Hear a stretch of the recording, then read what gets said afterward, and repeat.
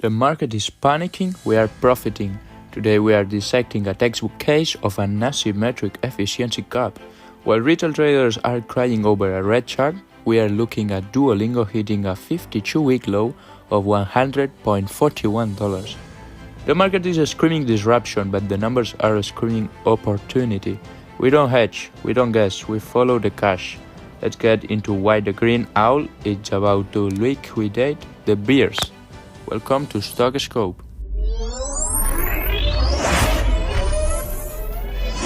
Panic is a powerful drug. The market reaction to a CFO transition and AI fear has shaved billions off Duolingo's market cap. Wall Street is treating this like a death spiral, ignoring the fact that the business is fundamentally stronger today than it was at its all-time high. This is the death spiral illusion. Institutional noise is creating an absolute concrete floor for us at $112.41. It's time to stop looking at the broken ticker and start looking at the engine. While the stock price fell, the user base exploded. In Q3, Duolingo crossed a massive milestone. 50.5 million people now use the app every single day. That is a 36% year-over-year surge. Even better, management explicitly stated that September and October remain strong. Growth isn't slowing, it's scaling. When you have 135.3 million monthly active users, you don't have an app, you have a global habit. Revenue velocity is the heartbeat of growth. Duolingo just printed $271.7 million in a single quarter. That's 41% growth on the top line.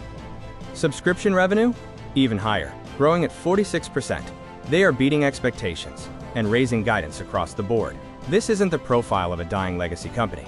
It's the profile of a high-performance tech titan being sold at a flea market valuation. Now look at the efficiency. Duolingo hit a record-high adjusted EBITDA of $80 million.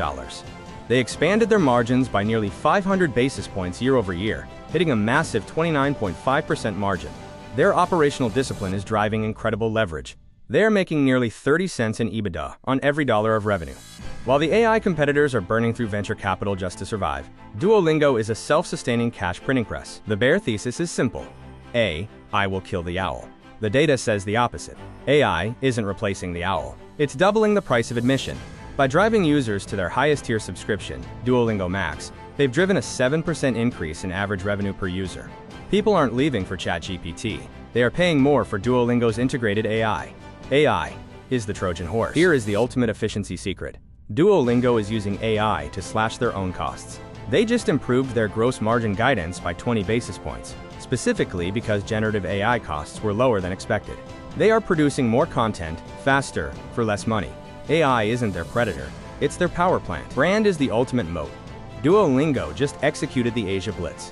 They partnered with Luckin Coffee across 26,000 stores and sold 10 million branded drinks in just 2 weeks. This drove their biggest brand moment in Asia to date. That is organic viral marketing power you simply cannot buy. They don't have to outspend the competition, they just outmarket them. Let's address the noise. The market panicked when CFO Matt Skaruppa announced his exit. We don't. This was a planned succession. Gillian Munson, who was already the audit chair, is stepping in. She knows the books, she knows the strategy, and she's taking over a fortress balance sheet with over $1 billion in cash. This isn't a red flag, it's a seamless baton pass. Bears argue that T-Mobile or Apple's real-time translation kills language learning. It's a fundamental misunderstanding of human psychology. Translation is a utility tool. Duolingo is a dopamine-driven addiction.